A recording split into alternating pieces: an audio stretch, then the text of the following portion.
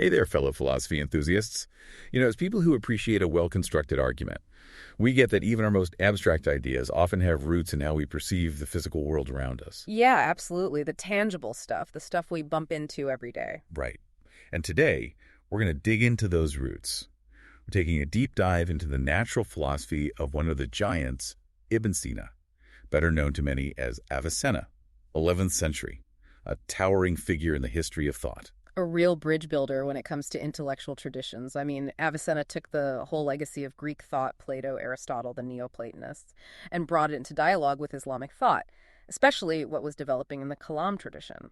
A monumental synthesis, to say the least. It really is. And the compass we'll be using to navigate this complex terrain is the Stanford Encyclopedia of Philosophy entry on Ibn Sina's natural philosophy. It's a dense read, but a really thorough overview of this, complex thinker. It's a deep rabbit hole for sure, but worth exploring, especially for those of us with a philosophical bent. Because Avicenna's take on the natural world, the sensible world in which we live, to use his words, it wasn't just some sideline interest, it's the very foundation of his whole system. His natural philosophy underpins his logic, it informs his theories of the soul, and it even sets up the big questions he tackles in his metaphysics. You can't really grasp Avicenna's full philosophical project without grappling with this stuff.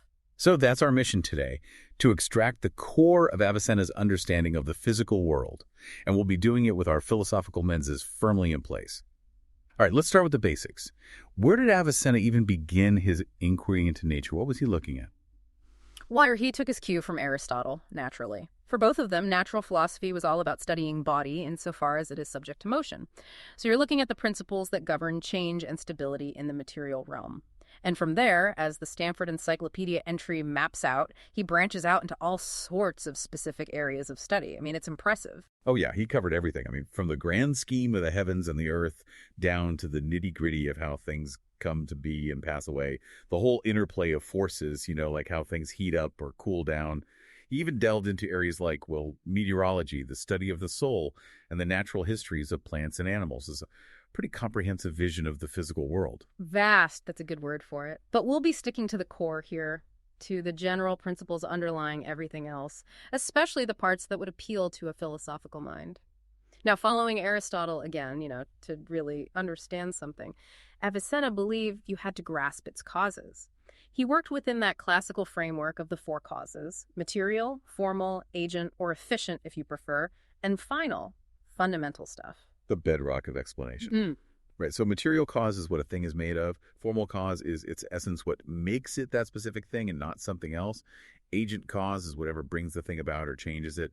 And final cause is the purpose or goal. Exactly. And then Avicenna adds a layer of complexity here, a wrinkle that would really intrigue a philosopher. He makes a distinction between what he calls physical causes and metaphysical causes. Interesting. And how does that break down? It's all based on Aristotle's fundamental categories of being substances and accidents. Substances are the individual things, like Socrates or, this microphone. Like the concrete things that exist in and of themselves. Yeah. Accidents are the properties or attributes of those substances, like Socrates being wise or this microphone being black and, hopefully functional. Okay, I'm with you. So how do Avicenna's physical and metaphysical causes fit in with all this? For Avicenna, the metaphysical causes deal with the existence and continuation of a substance itself, like what makes Socrates Socrates.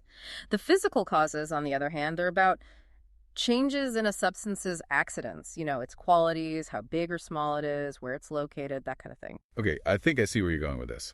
So let's say a painter is working on a canvas.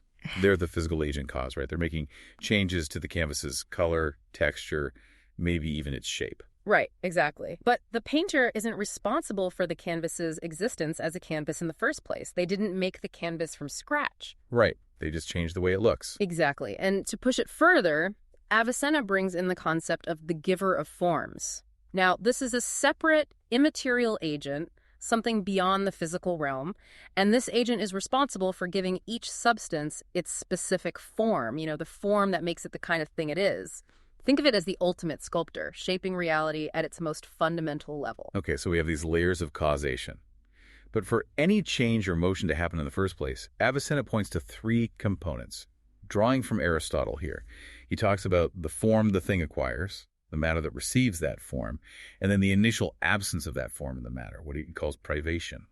These are the principles of nature, according to Avicenna. Yes, form, matter, and privation. Building blocks, if you will. But a philosopher might ask, is privation really a principle in the same way form and matter are? I mean, privation doesn't stick around, right? It disappears when the change happens. Good point. It's more of a necessary condition, a lack that allows for change to occur. Like a seed needs the privation of being a tree before it can grow into one. But it's not an active ingredient the way form and matter are, at least not for Avicenna. You've got it. It's a subtle point, but an important one. You can have a lack or an absence without there being a built-in tendency to fill that lack. Now, all this ties into a biggie, the concept of nature itself, or abia, to use the Arabic term. Aristotle famously defined nature as this internal principle of motion and rest. Right. He said it's a principle of being moved and being at rest in that to which it belongs primarily, not accidentally, but essentially. It's a mouthful, and it's packed with philosophical implications.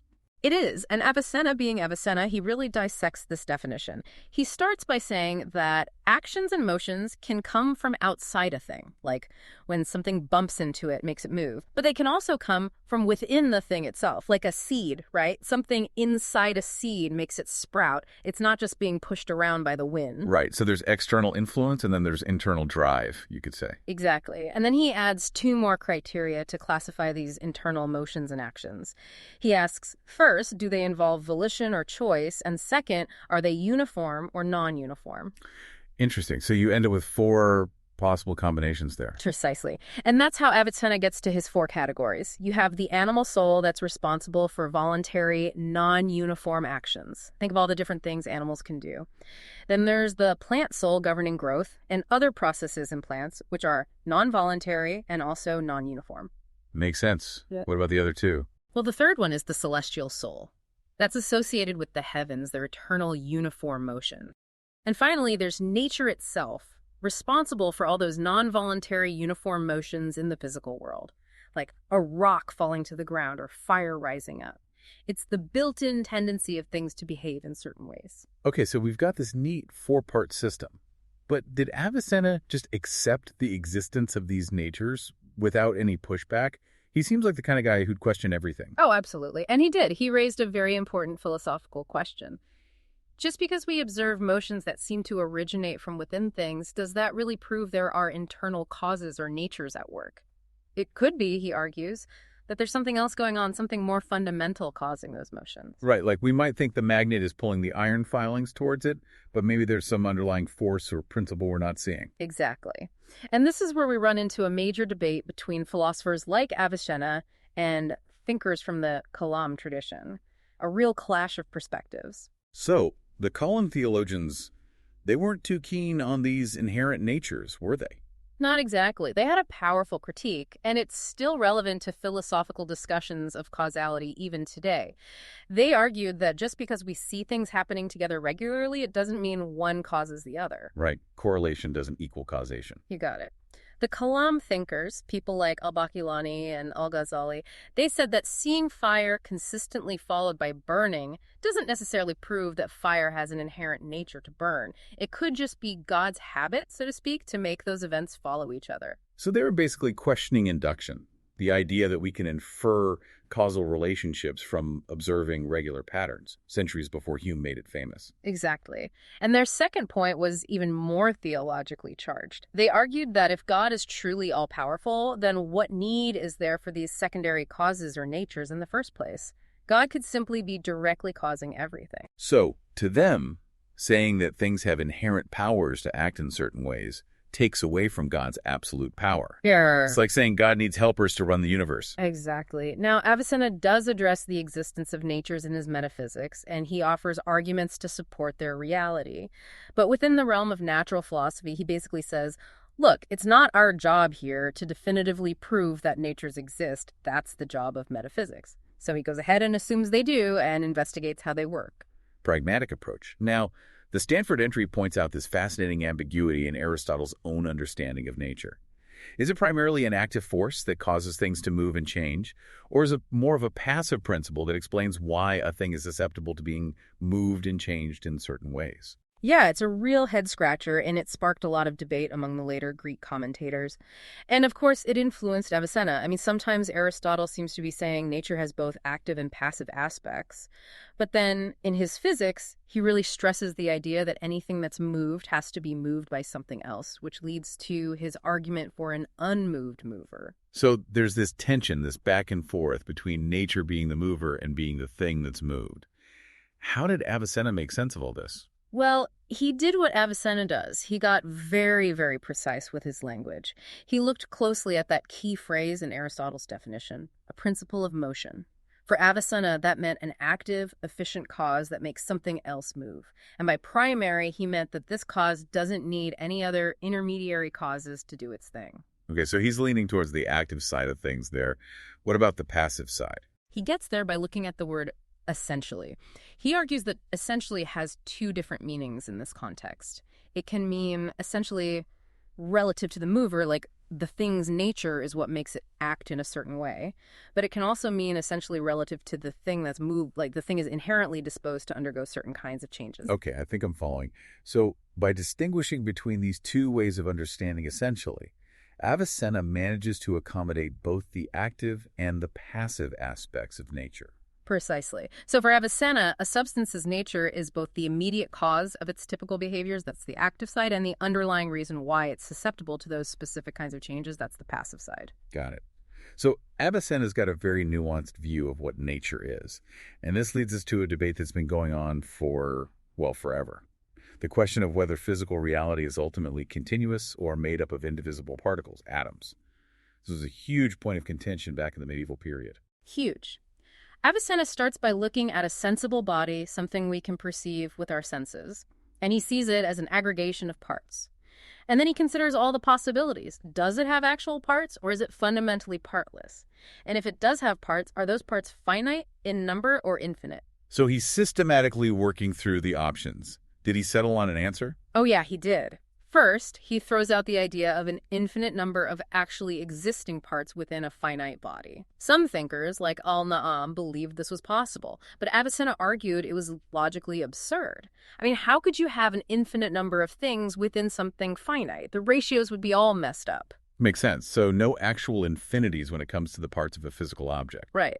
But his main target in this debate was the Kalam school's version of atomism, which, as the Stanford entry points out, was quite different from the kind of atomism Democritus and Epicurus proposed, and which Aristotle went after. Right, I remember. The Kalam atoms weren't like little tiny billiard balls or anything. They were more like conceptually indivisible units, almost like the pixels on a screen.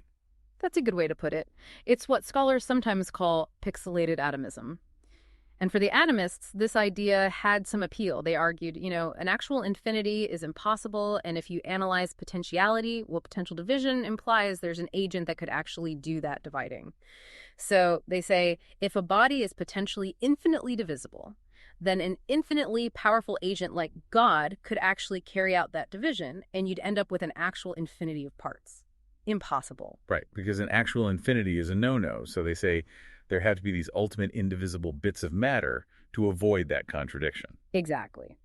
Now, Avicenna's response gets really deep and ties into his understanding of continuity, which we'll unpack in a minute. But first, he lays out his own objections to this Kalam atomism. He's okay with the idea that there might be a physical limit to how much you can divide something before it stops being that kind of thing. Like if you keep dividing water, eventually you get to the level of molecules, and if you divide those, well, it's not water anymore, it's hydrogen and oxygen. Exactly. But Avicenna rejects the idea that there are minimal parts that can't even be divided conceptually. So we can imagine splitting an atom, even if we can't actually do it in the lab. And his arguments against these conceptually indivisible atoms are pretty ingenious. They are. He uses both physics and math to make his case.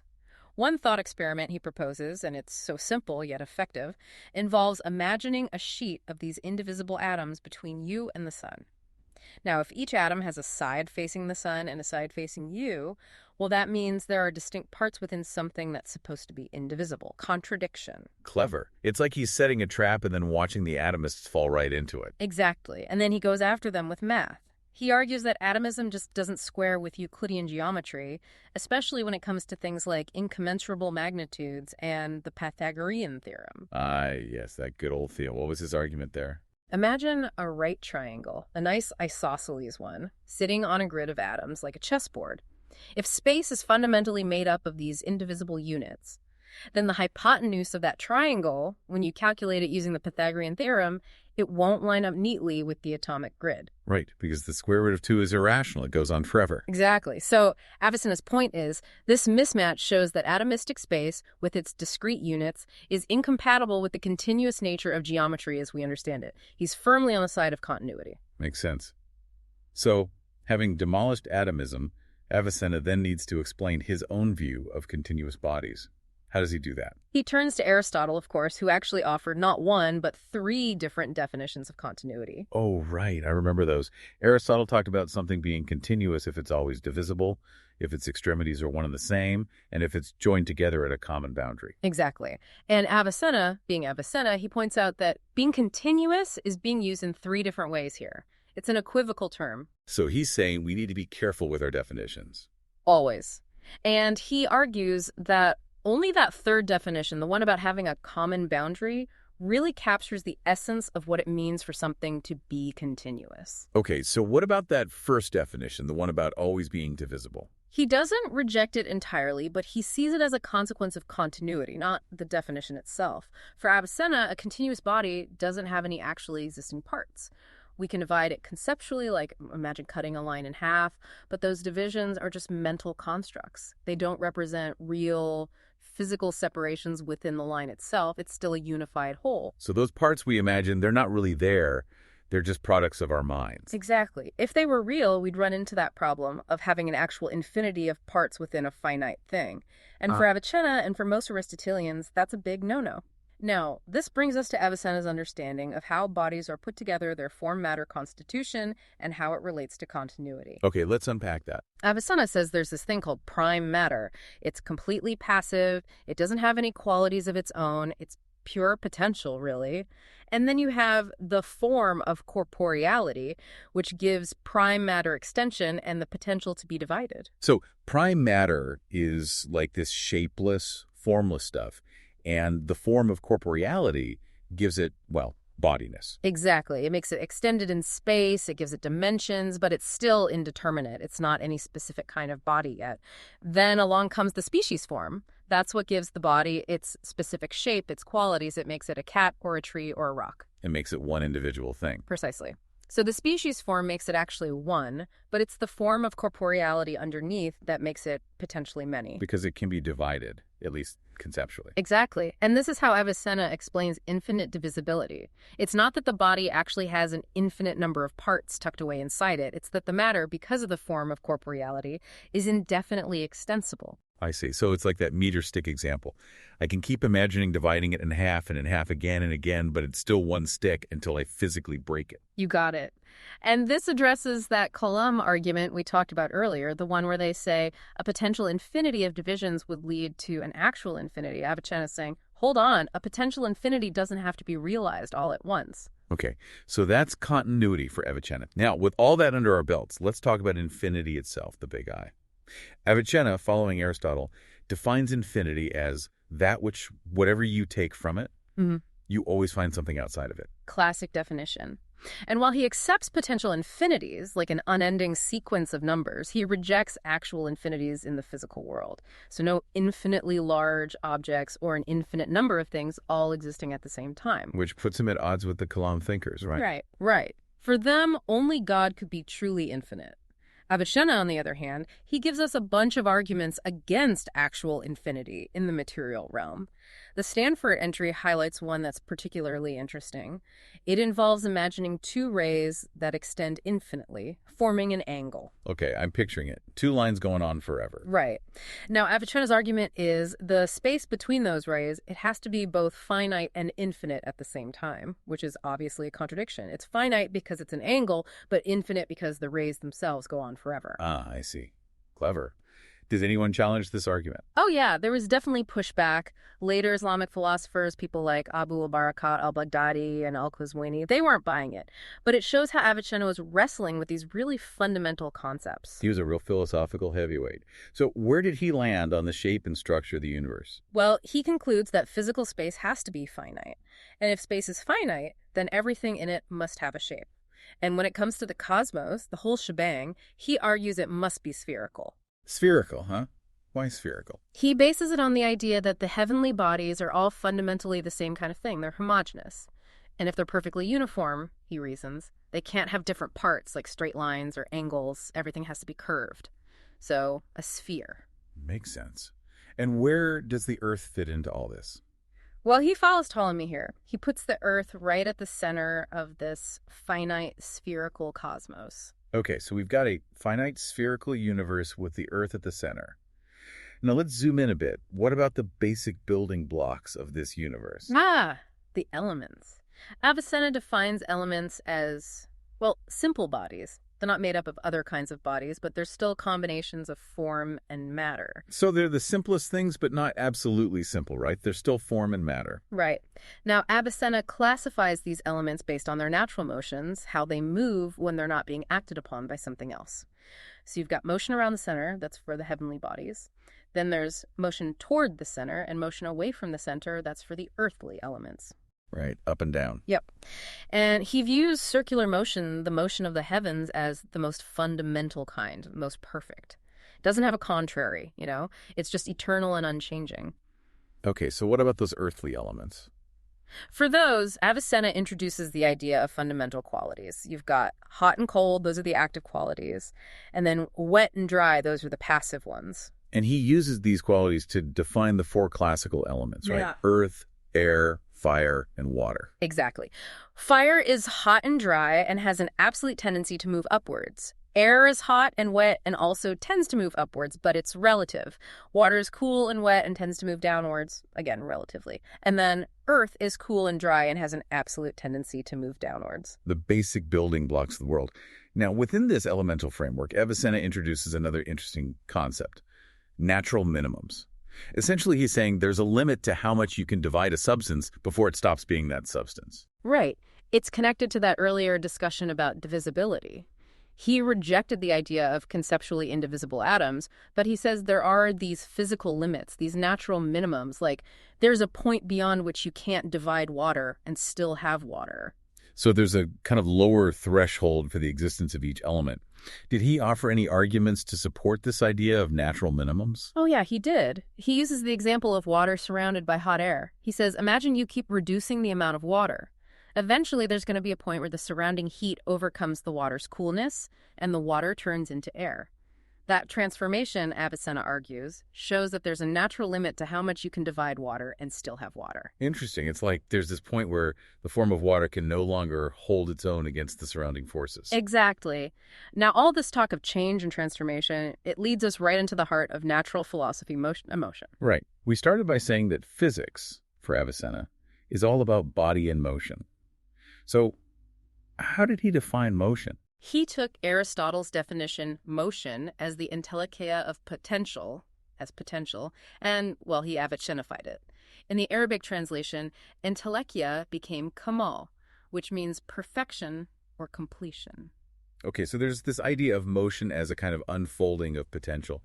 But Avicenna added another layer to this, right? He distinguished between different kinds of actuality. Yes. Following the Greek commentators, he distinguished between first and second actuality. First actuality is like having a skill or knowledge but not using it. Second actuality is actually exercising that skill or knowledge. So Avicenna defines motion as the first perfection of what is in potential insofar as it is in potential. Bit of a mouthful, but it makes sense when you break it down. Okay, let's try. So let's say I'm heading to the pub, a classic philosophical example. I'm not at the pub yet. That would be the second actuality of being at the pub. Right, you're not there yet, but you're also not simply in the state of potentially being at the pub. Because I'm on my way. So the act of moving toward the pub, that's the first actuality, the motion itself. Exactly. But Avicenna takes this even further. He distinguishes between two ways of thinking about motion: traversal motion and medial motion. Two ways of thinking about motion. Okay, explain. Traversal motion is the whole path of movement from start to finish. So in your pub example, it's the entire journey from your starting point to the pub. But this whole path, it doesn't actually exist as a single thing in reality. It's more like a mental construct, a sequence of moments. Okay, I see. What about medial motion? That's the motion as it exists in the moving thing at any given instant. It's the form that accounts for why the thing is moving at that particular moment. It's like a snapshot of the motion, a state between the beginning and the end. Okay, so if you imagine looking at the movement in smaller and smaller increments, you're getting closer to this idea of medial motion. Exactly. It's motion at an instant, that fleeting moment of first perfection. Now, being a good philosopher, Avicenna also considered how motion fits into Aristotle's 10 categories. Right, those fundamental categories of being. Was motion a substance, a quality? Where did it fit? He wrestled with this. He considered different options, but he ultimately leaned towards passion, the category of being acted upon. Or maybe, he suggests, motion is in a category all its own sui generis. Makes sense. Now, besides this general definition of motion, Avicenna also explored the different types of motion, right? He did. He started with the three that Aristotle had identified: change in quantity, change in quality, and change in place. So getting bigger or smaller, changing color or temperature, Yeah. and moving from one location to another. Exactly. But then Avicenna added a fourth kind of motion with respect to position. Think of a spinning top. Right, it's not changing size or color or moving from one place to another, but it's definitely in motion. It's spinning. Exactly. The only thing changing is its position, the orientation of its parts. Okay, that makes sense. But doesn't this raise a problem? I mean, the traditional understanding of motion involves a starting point and an ending point. But if something is rotating continuously, where's the start and the end? You're hitting on a key philosophical point. And Avicenna addresses it head-on, drawing on the distinction between what he calls remote and proximate potentiality. He's saying even in continuous circular motion, like the eternal rotation of the heavens, we can always conceptually pick a point and say, okay, that's the beginning and end of a cycle. So even in eternal motion, there are these conceptual starting and ending points that get actualized with each revolution. And this idea of positional motion, it actually solves a long-standing problem in ancient cosmology, right? It does. For a long time, philosophers struggled to explain what kind of motion the outermost celestial sphere was undergoing. Because there's nothing outside of it for it to move to, right? Right. If place is defined as the inner surface of the containing body, which is how Aristotle defined it, then the outermost sphere, it doesn't have a place in that sense. So it can't be undergoing locomotion, change of place. It's clearly moving, it's rotating. So what gives? Avicenna's solution. Yeah. It's moving with respect to position. It's a subtle but important distinction that resolves a tricky conceptual issue. Elegant. So we've got motion, and now we need to talk about the conditions that make motion possible. Place and time. Two biggies. And Avicenna, following Aristotle, defines place as the surface that is the extremity of the containing body. So where something is determined by what's surrounding it. Did he consider other definitions of place? Oh, he did. He was thorough. He looked at whether place could be something intrinsic to the body itself, like its matter or its form. But he rejects those because clearly a thing can move from one place to another without changing what it's made of or its essential nature. Right. I can move from my chair to the couch without undergoing a metamorphosis. Exactly. Then he considers the idea that place is the interval of space a body occupies. But he says that depends on whether a void is possible, empty space. And Avicenna, he wasn't a fan of the void, was he? Nope. He gives us physical arguments against it, showing how it leads to all sorts of absurdities. But he also has this really compelling conceptual critique, something any philosopher would appreciate. He says, look, anything that exists has to have a positive definition. You have to be able to say what it is, not